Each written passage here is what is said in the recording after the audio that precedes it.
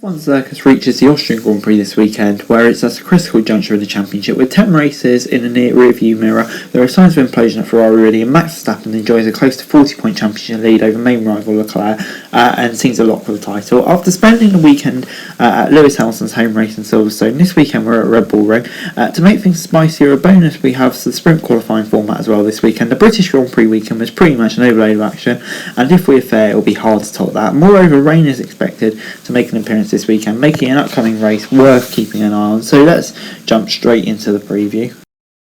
There are several key storylines coming into this weekend. One of the worst secrets of F1 is that Red Bull and Porsche alliance is all but done. The only thing left is an official announcement. Earlier in the season, it was expected that Red Bull Porsche alliance would be announced on the eve of the Austrian Grand Prix, but the Austrian Grand Prix Red Bull's home race is going to be held this weekend, and it doesn't look like we might get an announcement even if the deal is done, but that's something to watch out for this weekend. Another thing to look out for is Ferrari. It's somewhat surprising to see a lack of admission that Ferrari messed up big time at the British Grand Prix. It was a golden opportunity to capitalise on Verstappen's misfortune, yet the way Charles Leclerc's race was handled and the subsequent loss of opportunities to close the gap in the championship did not seem to be priority for Matteo Binotto. Leclerc is unclearly the superior driver in Ferrari, and in all probably he's their only chance to win the title. Does the team even know that? The way it conducted itself at Silverstone certainly didn't seem like it. And finally, it was a refreshing surprise for F1 fans to see Mercedes back in contention at Britain. Lewis Hamilton, although still lacking a tenth or two to the ultimate pace of Ferrari, still had a good run, challenging the drivers throughout the race.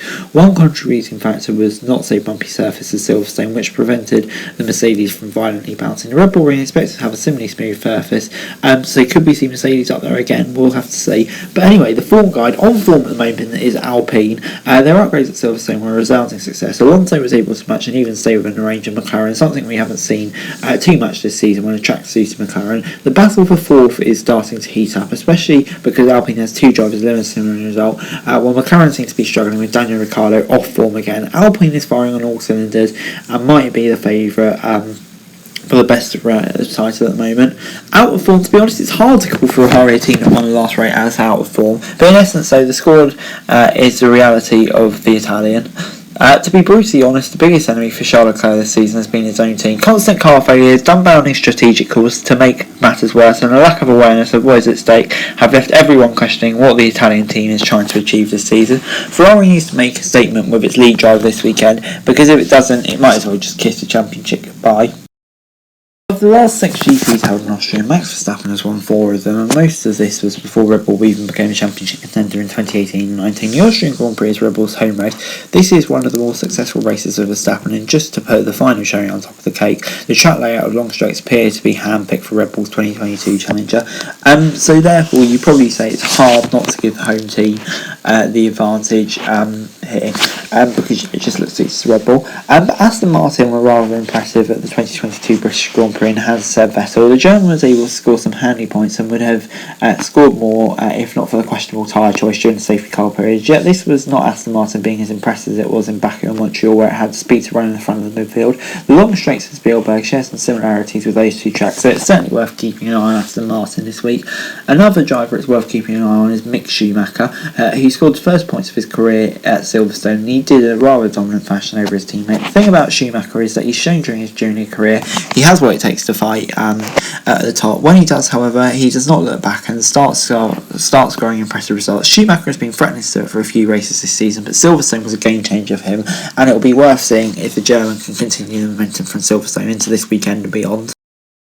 Drivers that you could look out for this weekend. Some teams that may struggle a bit this weekend are McLaren. What is one thing common between Baku and Montreal is where McLaren struggled with their midfield compatriots, long straights, and they appear to have a significant deficit when it comes to straight line speeds, and it's hampered the car's performance on tracks where straight line speed is crucial. Expect more of the same for the Woking based team, as it may struggle to keep on the pace on the long straights of Austria. Lance Stroll as well hasn't had the best of the season. He's been overshadowed by Seb Vettel, his illustrious teammate. Stroll is not a bad driver, but he's got a pole position to his name, multiple podiums and whatnot, but with Vettel just driving a different wavelength, it's been tough for him to keep up. The Red Bull Ring is expected to be a track that could suit Aston Martin, so will we see Vettel stretching his further lead over Stroll, or could we see Stroll fighting back? To be honest, it probably seems like Vettel will have a better weekend, but yeah, we'll just have to see where it goes. In the paddock on Thursday, there wasn't a huge amount of talking points. There were some, of course. Just quite a lot of fallout from an absolute thriller at Silverstone. Zhou Guanyu revealed his crash exceeded the roll hoop impact limits, which was really worrying to see. But, thank God he's okay. And in other news, after what seemed like a few races away, Max Verstappen and Lewis Hamilton are back bickering at Hamilton's comment after Silverstone. He doesn't want that to spice things up a bit. Not a huge amount of talking points from the paddock on Thursday. Practice 1, the only session before qualifying, of course, this weekend was dominated by Max Verstappen. He led the typing session, Charles Leclerc in second, George Russell in third. To be honest, it was kind of just one of those sessions where Verstappen was just in total control, really, and dominating at the front. Some drivers had the setup issues. Sergio Perez did, Daniel Ricciardo did all the way down in 17th. Lando Norris had an early stoppage due to an overheating seat and finished down in 20th, only set a few laps. And McLaren just looked in trouble, couldn't get the setup right in Daniel Ricciardo's car, so concern for them, but Red Bull will be feeling very confident.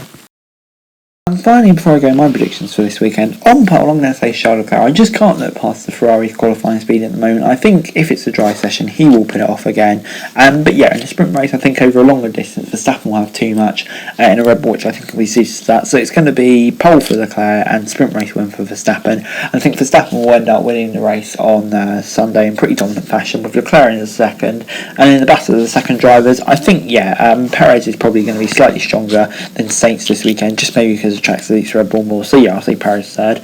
But anyway, guys, that's it for the video. Thanks very much for watching. So like, share, subscribe, and thoughts, comments down below. Follow and subscribe for daily F1 news. Subscribe to our channel, and I'd be greatly appreciated. Thanks very much for watching.